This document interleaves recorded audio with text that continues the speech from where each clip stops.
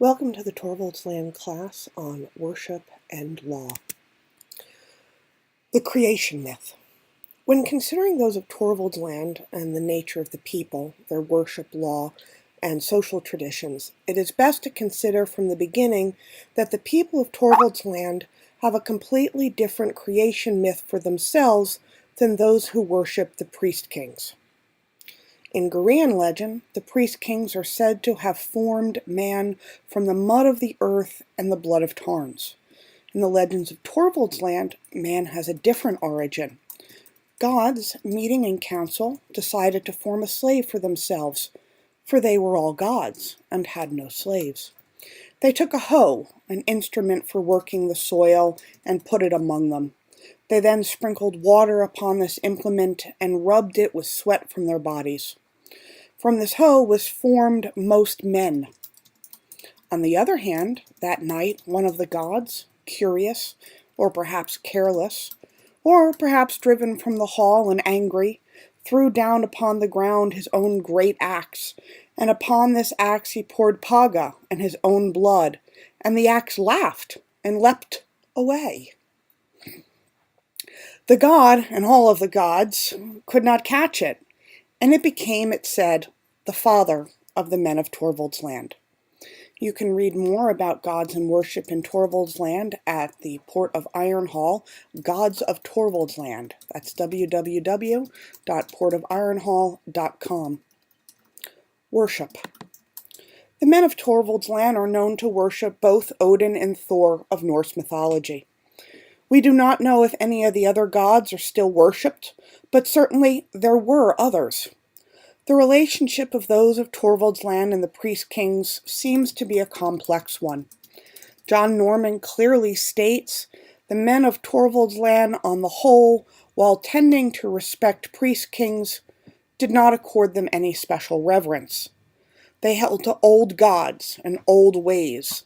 The religion of the priest kings, institutionalized and ritualized by the caste of initiates, had made little headway among the primitive men of the North. So while that we know that Norman tells us that the men of Torvaldsland respect the priest kings, he goes on to further explain that sometimes the religion of the priest kings, under the control of the initiates, utilized secular rulers, was propagated by fire and sword. Sometimes those who insisted on retaining the old ways were caught making the sign of the fist, the hammer, the sign of Thor, over their ale and were subjected to death by torture. When we combine this with the scenario in Cassau, Forkbeard's fake death in the temple of Cassau, followed by his slaughter and burning of the temple, we often see this as a Torvaldslander's justification for universal hatred not only of the initiates, but the priest kings and the South as a whole. And while it seems clearly logical to have little love for the initiates, we must remember that Forkbeard's attack on the Temple of Cassau had more to do with gold than holy war. He wanted the gold, and probably the glory, to satisfy the outrageous Whereguild placed on him by Bluetooth, the High Jarl of Torvaldsland. Whereguild. John Norman provides no definition of Whereguild in Marauders, thus we look to a definition of Whereguild from Wikipedia. The payment of Whereguild was an important legal mechanism in early Germanic society. The other common form of legal reparation at this time was blood revenge. The Whereguild in Marauders set by Bluetooth, the High Jarl of Torvaldsland, on Forkbeard for killing Finn Broadbelt in a duel. Finn Broadbelt was the cousin of Bluetooth. The Whereguild was set so high out of the reach of custom law against the protests of the Rune Priests and his own men that none, in his belief, could Forkbeard have paid it. The quote goes like this: "The Whereguild must be high," I speculated. The Forkbeard looked at me and grinned. "It was set so high," he said, out of the reach of custom and law, and against the protests of the Rune Priest and his own men, that none in his belief could pay it." And thus, I said, your outlawry would remain in effect until you were apprehended or slain? He hoped to drive me from Torvaldsland, said Ivar. We have more quotes on Whereguild, also www.portofironhall.com. You can search for Whereguild and quotes, and you will find it there. Hatred of the South. Often there is a clear indication that the men of the North like to raid the South for goods and slaves. There is no indication that hatred existed universally between Torvaldsland and all of the South. It was far more likely that true hatred to exist, it would either be between certain jarls and specific cities in the South. Certainly, trade between the North and the South was prevalent, and more so, like the South, the men of the North often held their enemies, if skilled, in high regard. You can read a little bit more about the trade for goods, how we raided and traded for goods, at www.portofironhall.com, and we're going to copy and paste this link here so you can look at it. Law in Torvaldsland. Contrary to popular belief, Torvaldsland was not a lawless country. While truly as any country in Gore, the rights of men as individuals within the circle of their blades had many personal freedom, it did not extend to a lawless society without consequences. The dual, both free and formal, Whereguild, lawmen, and the assemblies of law at the Thing Fair all combined to set the law of the land. Duels. There were generally two sorts of duels, the formal duel and the free duel. The free duel permits all weapons. There are no restrictions on tactics or field. At the Thing, free duels are acquitted in adjoining squares, but can happen anywhere. Such duels commonly were held on wave-struck skerries in the Thassa. Two men left alone. Later at nightfall, a skiff returns to pick up the survivor. The formal duel is quite complex, and I shall not describe it in detail, but two men meet, each permitted a shield-bearer. The combatants strike at one another, and the blows, hopefully, are fended by each man's shield-bearer. 3 shields were permitted each combatant, and when these were hacked to pieces or otherwise rendered useless, the shield-bearer retires, and he must defend himself with his own weapon alone. Swords were not over a given length, were also prescribed. The duel takes place substantially on a large square cloth, 10 feet on each side, which is pegged down in the turf. Outside this cloak were 2 squares, each a foot from the cloak, drawn in the turf. The outer corners of the second of the 2 drawn squares was marked with hazel wands. There is a 12-foot square fighting area, no ropes stretched between the hazel wands. When the first blood touches the cloak, the match may, at the agreement of the combatants, or at the discretion of one of the referees, be terminated. A price of 3 silver tarn discs is then paid by the victor to the loser. The winner commonly then performs a sacrifice. If the winner is rich, and the match of great importance, he may slay a bosk.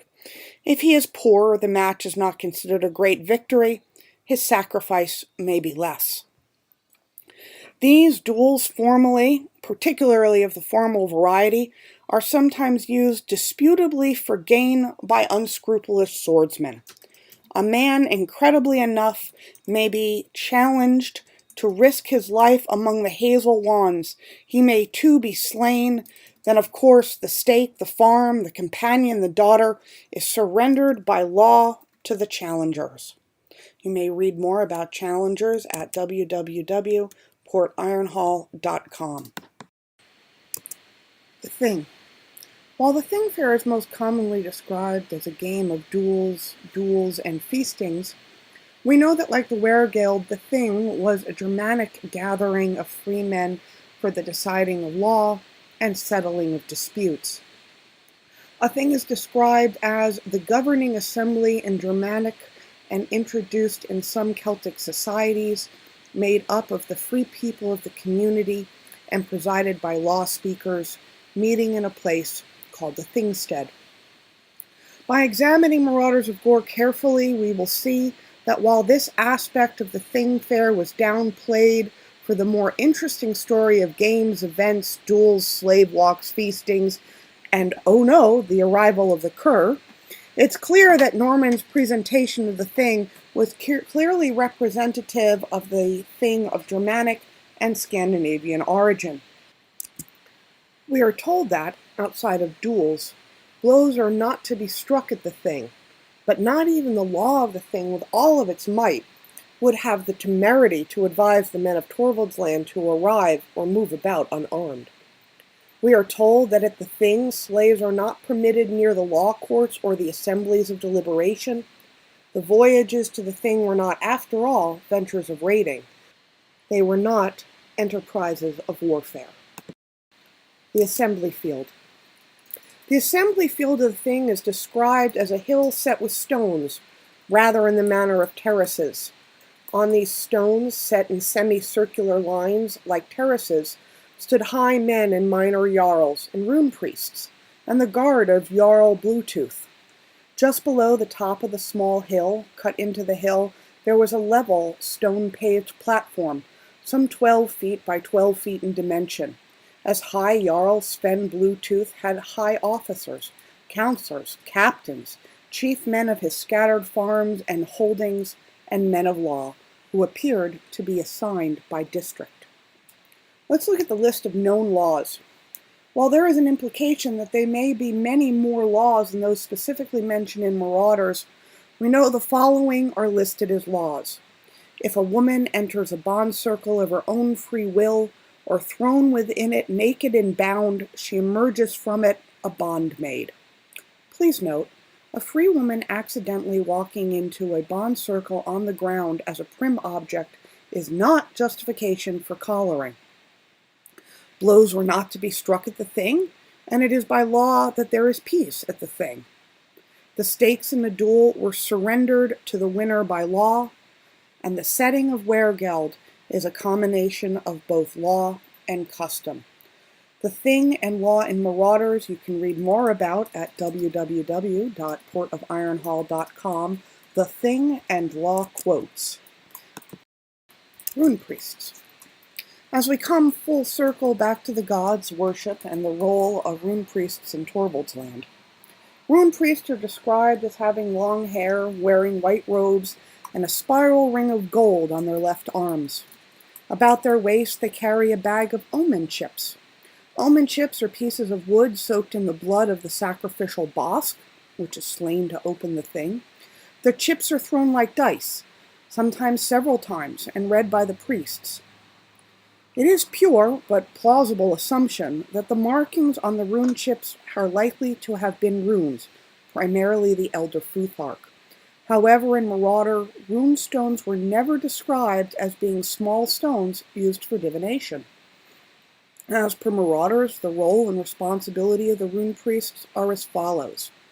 At the Thing, the Rune Priest would open the Thing by the ritual sacrifice of bosk that are hung in a grove by poles near the wooden Thing Temple, which houses the ring of the temple. This ring is the one in which oaths are taken.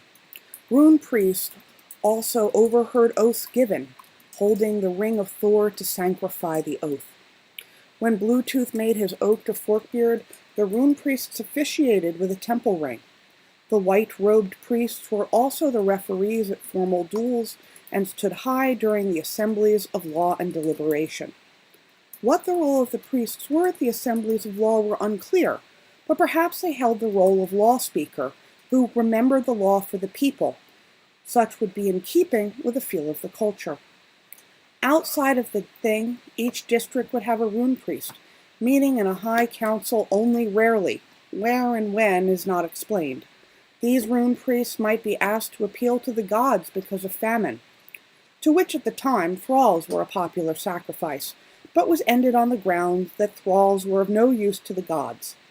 Interestingly, after the sacrifice of thralls was ended, and supposedly replaced with some other form of sacrifice, the famine abated after 4 seasons.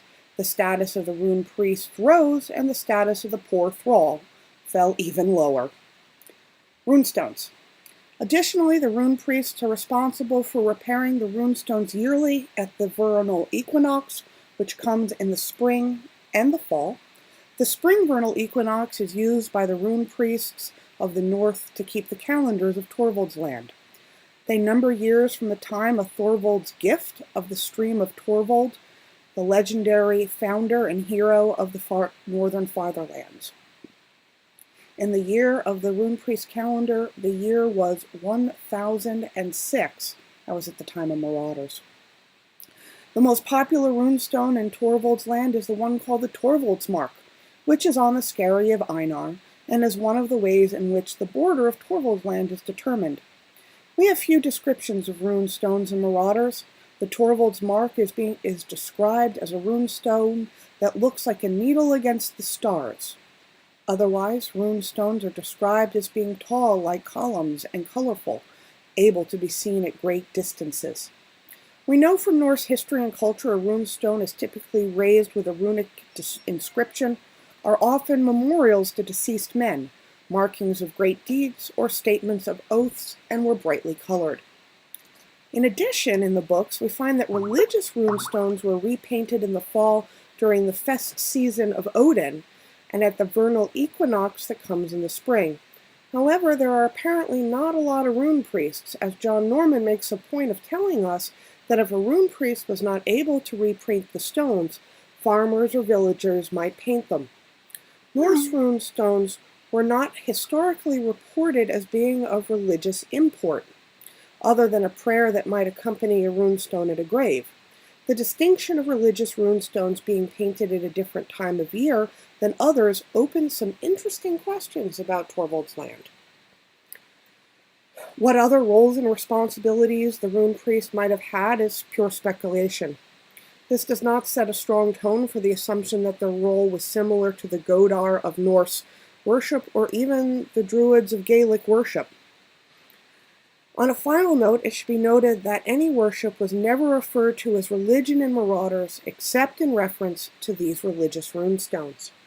You can find out more about runes, runestones, and rune priests at www.portofironhall.com, runestones and rune priest quotes. Sagas and Legends. There are a number of places where legends and sagas were referred to in Marauders of Gore. In late 2014, there was debate regarding what form these sagas might take place in our online roleplay in SL Torvaldsland. You can find a link to the quotes that we used for the debate at portofironhall.com, Saga and Legends quotes. It was generally agreed that the sagas and legends referred to in Marauders of Gore would indeed include ones from Earth. You can see the second quote from the quotes link that I've given you here. However, it is likely that much of the earliest tales would have been forgotten or adapted over time. Conversely, given that the North is a tradition of a culture of oral tradition, with long winter nights and an importance of skalds, many sagas would remain actively told, even if they changed in popularity or content over time. It was additionally agreed that it would be best if Earth tales could be Goreanized by Torvaldsland skalds, but as that is a rather daunting expectation, it is acceptable to use the Earth tales, as long as they're an understanding that they are old tales from a different time, so it were. Examples of literature discussed was the poetic and prose Eddas, the Icelandic sagas, Beowulf, and the Nibelungenlied. Temples. There has been some discussion as to what type of sacred spaces were used by those of Torvaldsland. There's no examples of external spaces such as stone rings being used. We know that there was a temple, and we know that there was a grove outside of that temple. Quotes say, the rune priest held up the heavy golden ring of Thor, the temple ring itself, stained in the blood of the sacrificial ox. On this ring you have sworn, he cried.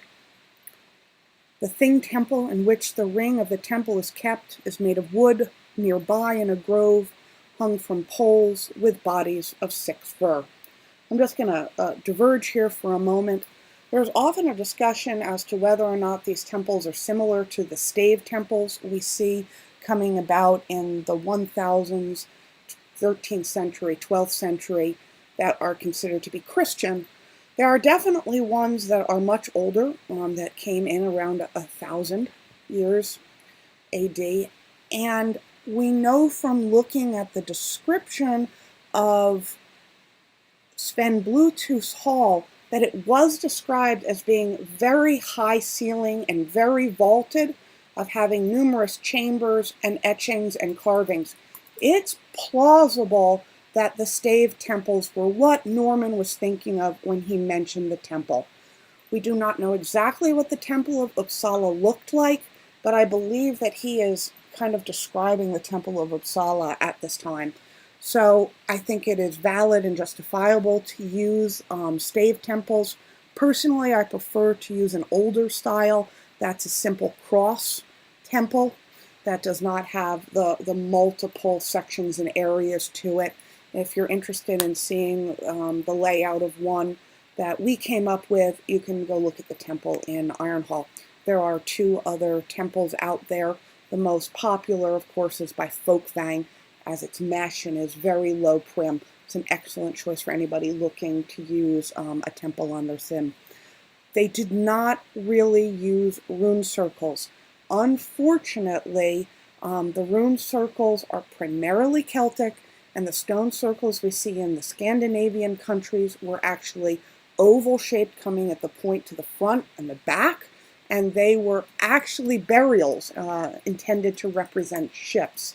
The other circle of stones that we see is thingsteads, old thingsteads in Scandinavian countries, which are described as being very different here in Marauders. So we have no examples of traditions of using stone circles.